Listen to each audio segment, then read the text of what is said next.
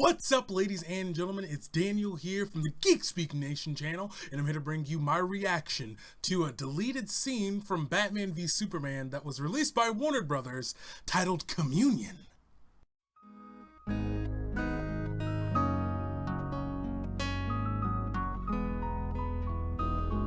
So, as I said before the intro music started playing, this is a deleted scene apparently from Batman v Superman. Now, I haven't watched it yet, but I was told that this contains more teasers for events to happen in Justice League. So if that is the case, I'm going to say right now that do not watch this reaction if you have not seen Batman v Superman yet, because I have seen the film as of yesterday. I am about to record my review, then I saw this deleted scene was posted, so do not watch this unless you've seen the film. So with that warning, okay, officially anything I say from now on is about to be spoilers. So let's check out this teaser and see where, or not this teaser, but this deleted scene and see where it falls in the timeline of the film, and then we'll start discussing spoilers about it. And here we go.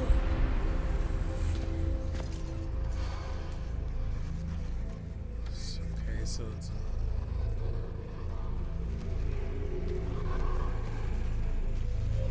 they're on the crashed ship.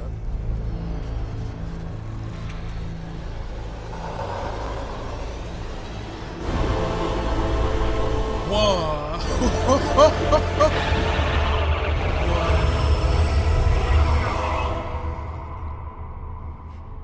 What is that thing?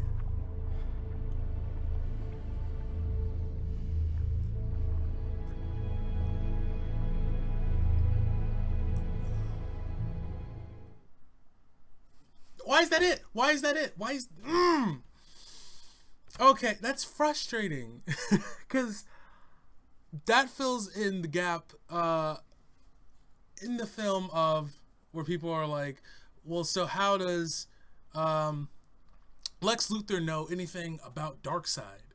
And I was saying, well, maybe there's something in the Kryptonian archives about it, but this completely changes things because it connects the dots very blatantly. I don't know what that creature is. Before I saw the clip, I saw someone said that the new god, is this a new gods being introduced, who are apparently minions to Darkseid. I'm not too familiar with Darkseid. I just know he's the ultimate bad guy, but I'm not confused. I'm not too familiar with his henchmen, so I don't know what that creature is, but I do believe the boxes that were in his grasp were mother boxes, which you use to transport yourself to New Genesis or Apocalypse and things like that. So that's what I'm thinking that is, because it looked eerily familiar in the Easter egg sequence when they're showing the Justice League lineup in the film of the mother box that Cyborg has that was discovered in 1989 apparently, according to the film. So what makes me frustrated about this is that it feels very reactionary that Warner Brothers would release this with no title whatsoever referring to the film and things like that. It's just like, hey, here's this thing randomly after the movie. And I feel like they're just doing this to be like, hey, you really got to watch this 3-hour-long version because it's going to fill in a lot of these gaps. And it makes me upset and it makes me frustrated because I like Batman v Superman. But my problem is that there are a lot of ideas that are introduced and that are just thrown out there as in an Easter egg format, but they don't service the plot and they're not developed well enough for it to make sense, and it's not put together well. I think there are a lot of great ideas in the film, but it's just something went wrong with putting it together. And maybe from what I'm seeing with this clip, the issue is that just things are flat out missing.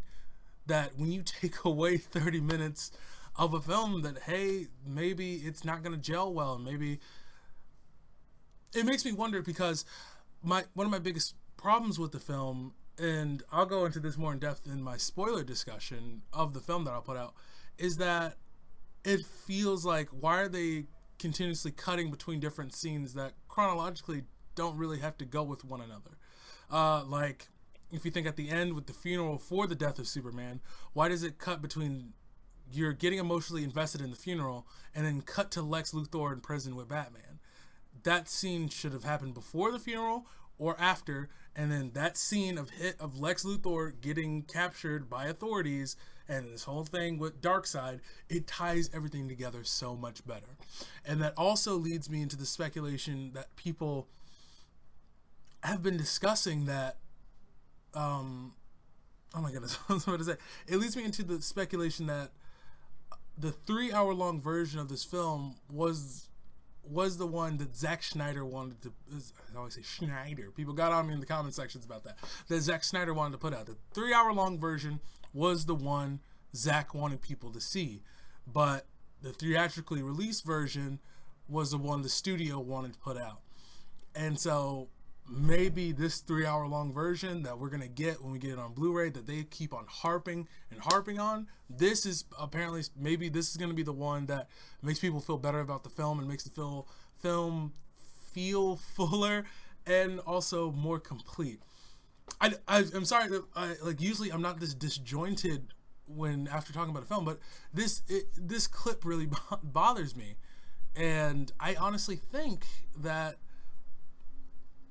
they should have released this 3-hour version. If we're getting just this one scene, not necessarily changes a lot, but adds so much more to the film and to the characters, and it adds a sense of characterization to Lex Luthor, because it's almost scene by scene his craziness attaches to a different thing.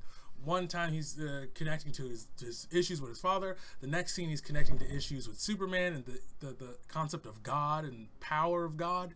And then the next scene he's focused on being the smallest things in the universe, and that we just need to let devils come and destruction come and let beings come and be beacons for otherworldly and exciting things and metahumans and all these things. And it's all over the place, and maybe it's scenes like this that are missing for his character that has a bridge of development.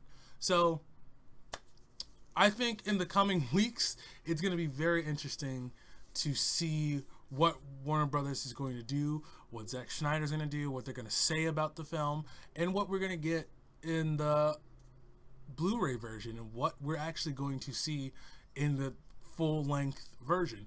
And maybe it's going to be a situation like Zack Snyder's Watchmen. I think that the director's cut version has a few more elements in it that makes it feel more full, and it makes it certain things connect better, like the death of Hollis and things like that. I personally think that the Watchmen's director's cut is a lot better. So maybe it's a situation like that Batman v Superman is going to be better in that cut. So I think I've rambled on enough.